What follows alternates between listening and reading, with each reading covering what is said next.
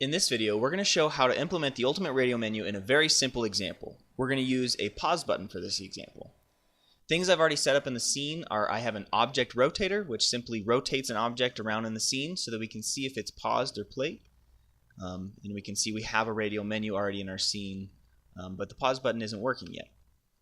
And then I have an example script, which has a public void pause game, which simply will just check the timescale to see if we're playing, and if we are, then it pauses, otherwise it plays again. So in order to get this working in a very simple way, just go to Radial Button Settings, choose the Pause button, and then go to Unity Events, and create a Unity event. Now we have our example script on our example game object, so let's drag that into here, choose the example script, and choose Pause Game. Now if we press play, you can see that when we bring up our menu, if we click on the pause, we can see our cube stops. It pauses the game. And when we click it again, it plays. This is a very simple way of getting the Ultimate Radial Menu to work with your custom functions. However, it can do a lot more. Let's remove the Unity event, and let's go into our example script, and let's make it work with some of the Ultimate Radial Menu's classes. Let's create a public Ultimate Radial button information variable and call it pause button info.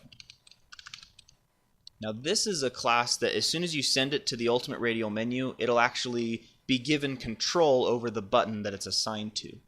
So in order to do this, let's go back into Unity, go back to the Radial menu, and then when you're selecting the pause button, let's give it a name. So let's give it the name pause. And then down into our script reference, let us name this pause menu. And now we can see we have example code to be able to reference.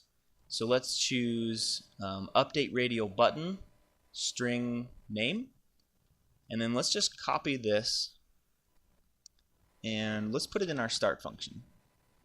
So now we can see it's referencing the pause menu, radial menu, and then the pause button. So let's replace the your callback function with pause game as the function to call, and then let's pass in our pause button info. So now our pause button info has access to a couple different things that it can do, like updating the name, the icon, the description, and other things like that.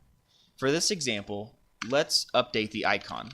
So let's create a couple sprites, sprite variables, and one for pause icon, and then one for play icon. And then down in our pause game, this is where we have paused, because we're setting the timescale to 0.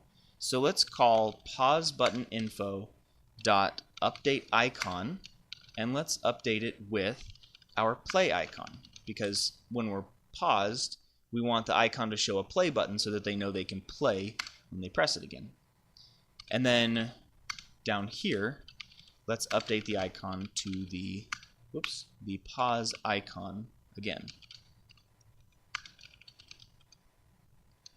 So now this, since we've passed in the pause button info, we can now reference it and it will update the button's information.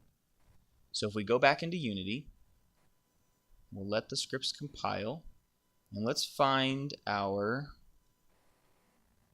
icons here. So let's put the play icon there, and pause there. So now, if we press play, we can call up the radial menu, and when we click on it, it pauses the game and changes our icon.